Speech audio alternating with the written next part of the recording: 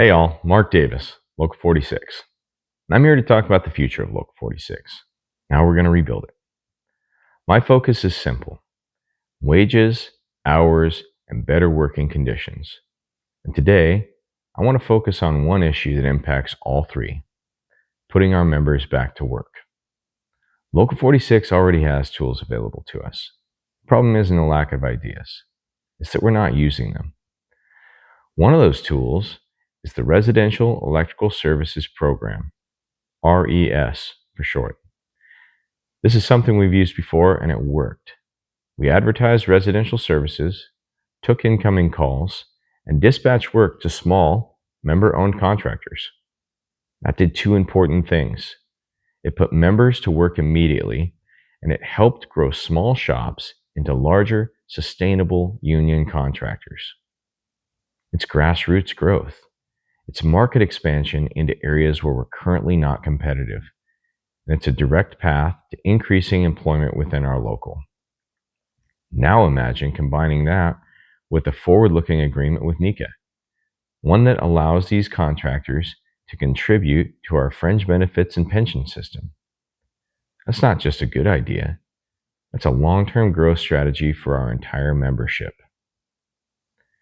Right now, we hear a lot from the hall about events and extracurricular activities, and that's fine. But what we're not getting is the information that really matters, the meat and potatoes. We ask real questions about jobs, negotiations, finances, and strategy.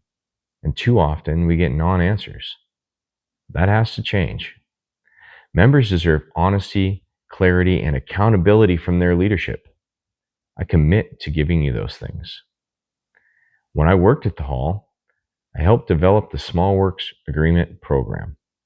This program gives contractors the ability to compete on smaller projects in markets where we currently have little to no presence.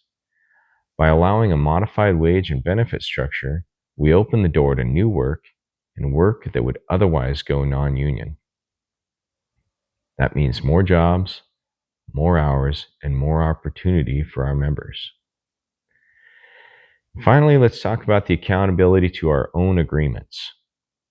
Under the wireman contract, Section 3.01b, when unemployment reaches 20% or higher, the business manager is required to approach NECA to discuss reducing the work week to 32 hours so that more members can get back to work and the books can start moving again.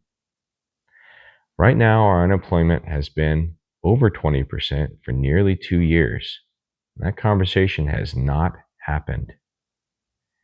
Now I understand that contractors may not agree to a 32-hour work week, and I know that not all members want it either.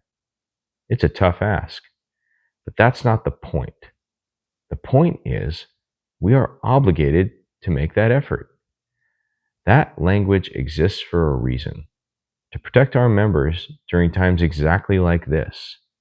And when that step is not taken, it's not just a missed opportunity. It's a failure to uphold the agreement that some of us are working under. If we're not even willing to ask the question, then who exactly are we fighting for? Before I close, I'd like to take a moment to address something I've heard from some of you. I've gotten feedback that some of my earlier videos came across as too negative or too focused on what's gone wrong. And I hear that. But I want to be clear about something. This didn't start as a campaign.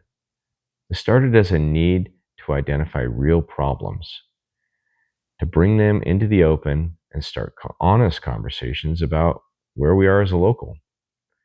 Because the truth is, we can't fix what we don't face. If we don't talk about the challenges, and if we don't make them visible, then nothing changes. And our members deserve better than that. So yes, I feel those conversations were necessary. They were the first step. But they're not the last step. Now it's about the future. Now it's about solutions.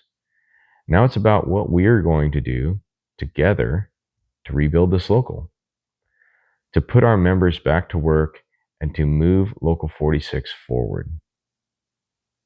We don't move forward by ignoring the problems. We move forward by facing them and fixing them. We can do better. We can put more members to work. We can grow our market share. We can be transparent with our membership. We can hold leadership accountable to the agreements that govern us. That's what my campaign stands for. Thank you.